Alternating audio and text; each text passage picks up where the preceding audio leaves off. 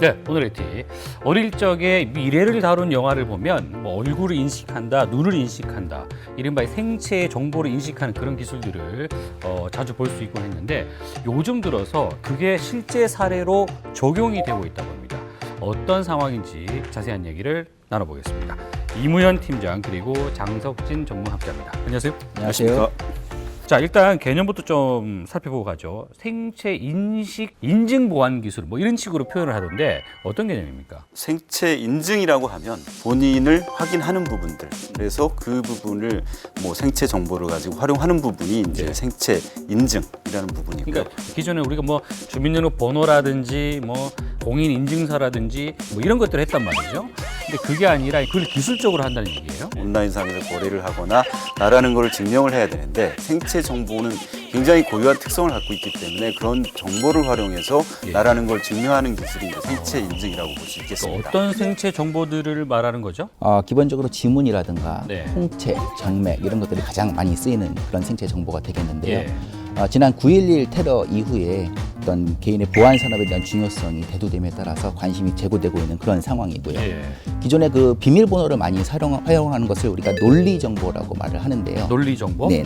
아시다시피 논리 정보를 활용하게 되면 해킹이라든가 또 보안 이슈가 상당히 있기 때문에 예. 그런 것들을 대체할 수 있는 차원에서 생체 인증이 많이 각광받고 있습니다. 그러면 다양한 이 IT 기술들이 좀 들어갈 것 같아요. 어떤 기술들이 있습니까? 먼저 이제 크게 보면 신체적 특징을 이제 활용하는 부분이 있고요. 네네. 신체적 특징하고 행동을 같이 움직이는 부분이 있고, 그다음에 행동적 특징을 갖고 있는 이렇게 세 가지 부류로 볼 수 있습니다. 예. 그래서 생체적인 특징을 나타내는 부분들은 크게 보면 이제 지문, 홍채, 얼굴, 그다음에 정맥 이런 정도가 진짜 시장에서 나와 있고요. 예.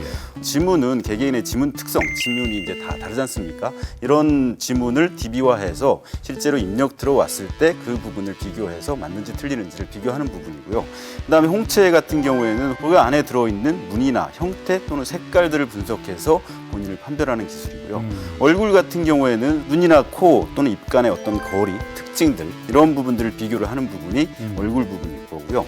그다음에 정맥 부분은 손바닥을 전체를 쓰는 장정맥 또는 손가락 하나를 쓰는 지정맥 이런 부분인데 적외선 카메라로 이걸 투시를 했을 때 이 흐름이라는 게 개인별로 다 다르다고 합니다. 그다음에 생체적 특징하고 행동이 같이 나올 수 있는 부분은 보이스, 목소리입니다. 목소리는 네.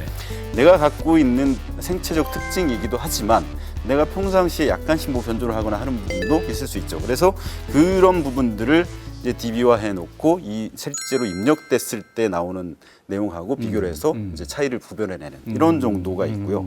그다음에 행동적 특징을 이용하는 부분은 가장 크게 우리가 쓰고 있는 서명입니다. 실제로 서명을 할 때 우리가 사인패드에 서명을 합니다. 그 과정에서 들어와 있는 입력값들 또는 압력 그런 패턴들을 분석해서 서명을 분석해내는 기술이 서명 기술입니다.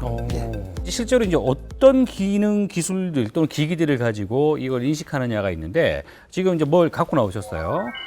홍채 인식인가요? 지금 최근 보면은 지금 국내 S사하고 뭐 L사하고 해서 이게 지금 관심사로 되고 있는데요. 네네. 제가 지금 오늘 시연하려고 가져 나온 것은 USB 타입의 어떠한 디바이스에도 연동시키면 바로 구동할 수 있게끔 만들어 놨고요. 앱으로 저를 등록을 시킨 다음에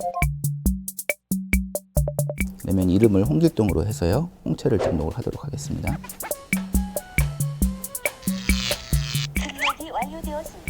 그러면 등록된 정보를 저장을 하고 자 그러면 이체를 하거나 상품을 한번 구매를 해보겠습니다.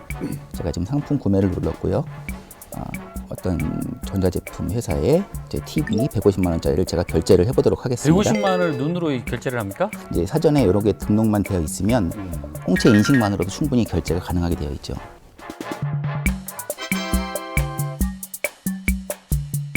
가장 많이 오해하시는 부분이 네. 이 디바이스에서 사진을 등록을 했다가 네. 그런 것을 활용하는 것으로 알고 있는데요. 네네. 그렇지 않고요. 이 이미지 정보를 숫자로 변환시켜 가지고 저장을 해놓는 것이고 이런 것을 다시 인식할 때에는 저장된 정보의 약 10배 정도의 바이트가 더 필요하기 때문에 그런 것들을 해킹하거나 복제하는 것은 매우 어렵습니다. 이런 어떤 생체 인증 이런 기술들이 다양한 분야에 적용이 되고 있는데 특히나 금융 분야에 많이 적용이 되고 있다고 들었어요. 금융 쪽에서 보면 기존의 디지털 키오스크라고 해서 S은행에서 하고 있는 손바닥 정맥을 활용한 기술들, 그다음에 홍채를 이용한 ATM 인출이나 입금. 저희 같은 경우도 보이스 인증을 이용한 금융거래 이 부분을 적용할 예정이고요. 금융회사들이 이런 것들을 앞다투어서 개발하고 적용하는 이유가 있어요? 크게 보면 기존의 보안 기술들이 공인인증서라는 어떤 틀에 갇혀 있었죠. 카드 거래 쪽에 있어서는 공인인증서는 발급받거나 하는 이런 절차들이 굉장히 어렵지 않았었습니까? 그래서 그런 절차들을 바꾸고자 실제로 생체 정보를 활용한 정보들이 이제 나타나기 시작했던 거죠. 은행 간의 거래에 있어서는 실제로 본인의 개인 정보들을 1차적으로 등록을 해놓고 이후에 공인인증서를 대체하는 형태로 사용되고 있는 거고요. 거래 쪽에 있어서는 기존에 불편했던 게 공인인증서 플러스 OTP 또는 보안카드 이런 부분들이 있었는데 생체 정보를 한번 등록을 해놓으면 훨씬 편안하고 안전하기 때문에 이런 기술들이 금융거래 쪽에서 먼저 도입되지 않았나 생각합니다. 예. 그 외국 같은 경우는 직접적으로 채택한 사례들이 있습니까? 일본의 경우에는 한 7, 8년 전부터 이 지정맥 기술이 많이 발달해서 한 80% 이상이 지정맥을 통해서 인출을 하거나 또는 입금도 할 수 있는 이런 시스템들이 많이 갖춰져 있고요. 예. 그다음에 유럽이나 미국 같은 사례에서 보면 그 목소리 기술들을 굉장히 많이 활용을 하고 있습니다. 일반적으로 콜센터에 전화를 하게 되면 본인 확인을 위해서 주소나 또는 특정 정보를 물어보는 과정을 거치지 그렇죠, 않습니까? 그렇죠. 그 말하는 단계에서 벌써 본인 확인을 거쳐버리는 겁니다. 그렇죠. 그런 정도의 기술들은 이미 상당히 많이 활용을 하고 있습니다. 그다음에 홍채 같은 경우에도 실제로 보면 특정 보안 기술을 요하는 실제로 홍채가 굉장히 보안성이 높습니다. 저희 회사에 의뢰온 것 중에 하나도 외국에 있는 원자력 발전소의 경우인데 원자력 발전소는 마스크도 쓰고 있어야 되고 또 손에 장갑도 끼고 있기 때문에 지문 인식은 활용하기가 불가능하거든요. 예. 그런 경우에 유일한 방법이 홍채 인식이기 때문에 그런 출입 총재 중에 조금 높은 수준의 보안을 요하는 곳에서 많이 사용되고 있고요. 홍채는 기본적으로는 패턴은 같지만 어제와 오늘과 미세하게 차이라든가 여러 가지가 다르기 때문에 어제와 등록해놨던 것과 똑같은 100% 일치하는 홍채를 인식하게 되면 네. 오히려 같은 사람으로 인식 안 하는 해킹됐다고 보는 것입니다. 그런 장치들은 계속 발전을 해나가겠지만 현재 나와 있는 기술 중에는 홍채가 가장 안전한 것으로 판명되고 있습니다. 전 세계적으로 그럼 이런 표준 기술 이런 것들이 만들어져 있습니까? 사실 작년에 이제 금융거래 쪽에서의 이제 본인 확인 또는 본인 인증 이런 부분에 대한 가이드라인이 나왔습니다. 정부에서 생체 정보를 확인해서 할 수도 있다. 파이도 얼라이언스라는 이제 국제적인 단체가 있습니다. 이 생체 정보를 활용해서 온라인에서의 어떤 비대면 인증 또는 거래들을 어떤 표준들에 대한 규약을 만드는 단체입니다. 이런 단체들이 좀 더 이제 활성화되고 하다 보면 뭔가 표준적이고 안정적인 기술들이 전 세계에 퍼질 수 있는 생태계가 조성될 것으로 기대하고 있습니다.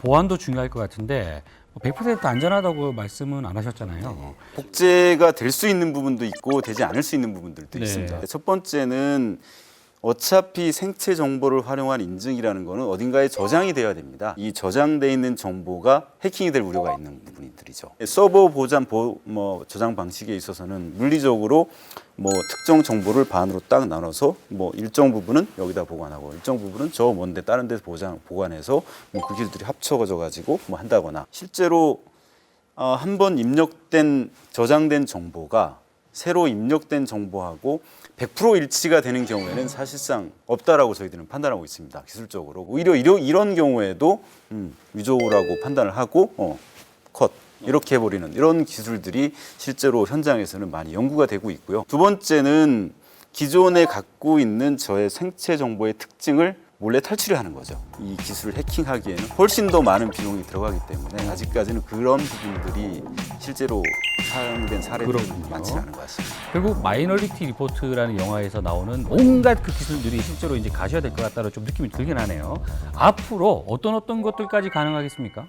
기본적으로 기술적으로는 계속 발전이 있어야겠지만 IT라고 하는 것이 기본적으로 개별적으로 구동되는 것이 아니라 다른 것들과의 융합이 중요한 거기 때문에 지금 많이 얘기되고 있는 사물 인터넷이라든가 나만을 위한 커스터마이징 서비스가 주어진다든가 모든 것들이 거기에 맞게 작동되는 이런 시장들이 열릴 것으로 기대가 되고 있고요. 에듀테인먼트라는 얘기가 많이 나오고 있는데 교육 분야라든가 아니면 교통 아니면 마케팅 분야라든가 활용할 수 있는 부분들은 아주 많이 남아 있습니다. 그렇군요.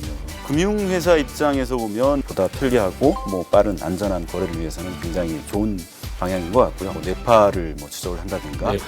뭐 연구 단계이긴 하지만 뭐 숨 쉬는 어떤 패턴들 이런 부분들까지 같이 연구가 되고 있는 것으로 알고 있고요.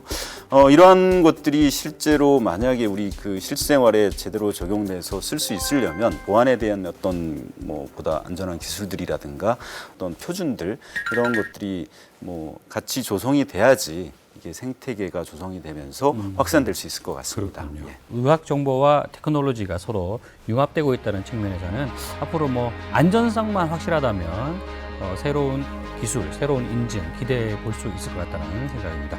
오늘 얘기하신다고 고생하셨습니다.